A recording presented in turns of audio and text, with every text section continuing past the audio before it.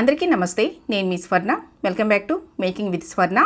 కుక్కర్లో 15 నిమిషాల్లో గోరుచిక్కుడుకాయ టమాటా కర్రీ ఈ విధంగా చేసుకుంటే అన్నంలోకైనా చపాతీలోకైనా చాలా బాగుంటుందండి. మరి ఎలా చేసుకోవాలో చూసేద్దామా? ఫస్ట్ గోరుచిక్కుడుకాయలని నేనైతే ఒక్కొక్క చిక్కుడుకాయని హాఫ్ చేశానండి. అంటే నేను కొంచెం పెద్దగా కట్ చేసుకున్నాను. మీరు కావాలనుకుంటే చిన్నగానే కట్ చేసుకోవచ్చు. ఇప్పుడు మిక్సీ జార్లో ఎండు కొబ్బరి ముక్కలు వేసుకోవాలి. అంటే హాఫ్ చిప్ప నేను ఎండు కొబ్బరి ముక్కలు వేసానండి. ఇప్పుడు 2 స్పూన్లు తెల్ల నువ్వులు వేసుకోవాలి. అలాగే కొంచెం కసూరి మేతి వేసి ఫోర్స్గా మిక్సీ పట్టుకోవాలండి. చూడండి, మీకు చూపిస్తున్నాను.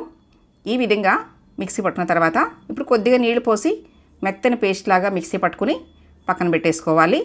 ఇప్పుడు స్టవ్ మీద కుక్కర్ పెట్టి 4 స్పూన్లు ఆయిల్ పోసుకోవాలి.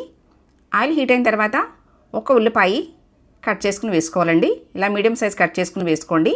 తర్వాత 2 పచ్చిమిర్చి ఇలా మధ్యలోకి కట్ చేసుకుని వేసుకోవాలి. అలాగే కొంచెం కరివేపాకు వేసి ఉల్లిపాయలు కాస్త కలర్ మారేంత వరకు వేయించుకోవాలి.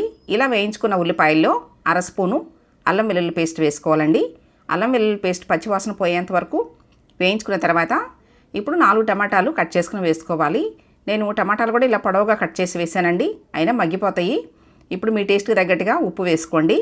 తర్వాత ఒక 1/2 స్పూను పసుపు వేసి టమాటాలని బాగా మగ్గించాలి. చూడండి, ఈ మాత్రం మెత్తగా టమాటాలు మగ్గిన తర్వాత ఇప్పుడు 2 స్పూన్లు కారం వేసుకోవాలి. కారం వేసిన తర్వాత 2-3 నిమిషాలు ఆయిల్లో ఇలా వేయించుకోవాలి.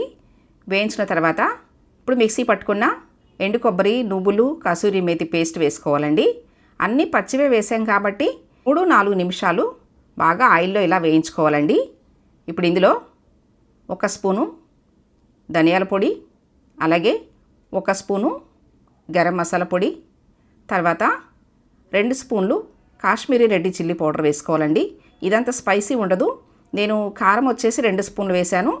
కాశ్మీరీ రెడ్ చిల్లీ పౌడర్ 2 స్పూన్లు వేశానండి. టోటల్గా 4 స్పూన్లు కారం అయితే వేశాను. ఈ మసాలాలన్నీ ఈ మాత్రం వేగిన తర్వాత ఇప్పుడు మిక్సీ జార్లో చిన్న గ్లాస్ నీళ్లు పోసుకోవాలి. తర్వాత కట్ చేసి పక్కన పెట్టుకున్న గోరుచిక్కుడుకాయ ముక్కలు వేసుకోవాలండి. వేసిన తర్వాత ఇప్పుడు ఈ మసాలాలన్నీ కూడా చిక్కుడుకాయ ముక్కలకు పట్టేలాగా బాగా కలుపుకోవాలి. చూడండి, ఈ విధంగా బాగా కలుపుకోవాలండి. అన్నంలోకైనా చపాతీల్లోకైనా ఈ కర్రీ చాలా బాగుంటుంది.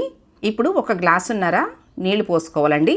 మిక్సీ జార్లో కొంచెం పోసాం కదా, ఇక్కడ గ్లాసున్నర, టోటల్గా నేను 2 గ్లాసులు నీళ్లు పోసానండి. పోసిన తర్వాత ఒకసారి అంతా బాగా కలుపుకున్న తర్వాత ఇప్పుడు కుక్కర్ మీద మూత పెట్టేసి విజిల్ పెట్టుకుని స్టవ్ మీడియంలో పెట్టి 3 విజిల్స్ వస్తే సరిపోతుందండి. హై ఫ్లేమ్లో అయితే వద్దండి, మీడియంలో పెట్టుకునే విజిల్స్ రానివ్వాలి. చూడండి, మీకు 3 విజిల్స్ వచ్చిన తర్వాత చూపిస్తున్నాను. ఇప్పుడు స్టవ్ ఆన్ చేసి మీడియంలో 5 నిమిషాలు ఉడికించుకోవాలండి కర్రీని. చూస్తుంటేనే నోట్లో నుంచి నీళ్ళు వచ్చేస్తున్నాయి కదండి. ట్రై చేసుకుని తినే అనిపిస్తుంది కదా. మరి ఇంక లేట్ చేయకుండా మీరు కూడా ట్రై చేసి మీకు ఎలా వచ్చిందో మీ ఫీడ్బ్యాక్ నాకు ఇవ్వండి. లాస్ట్లో కొంచెం కొత్తిమీర వేసేసుకోవటమేనండి. అన్నంలోకైనా చపాతీలోకైనా చాలా బాగుంటుంది కర్రీ. నేను చేసి చూపించిన గోరుచిక్కుడుకాయ టమాటా కర్రీ మీకు నచ్చినట్లయితే ఈ వీడియోని తప్పకుండా లైక్ చేయండి. మీ ఫ్రెండ్స్ అండ్ ఫ్యామిలీ మెంబర్స్కి షేర్ చేయండి. ఫస్ట్ టైం మా ఛానల్ చూస్తున్న వాళ్ళు తప్పకుండా సబ్స్క్రైబ్ చేసుకోండి. Thanks for watching.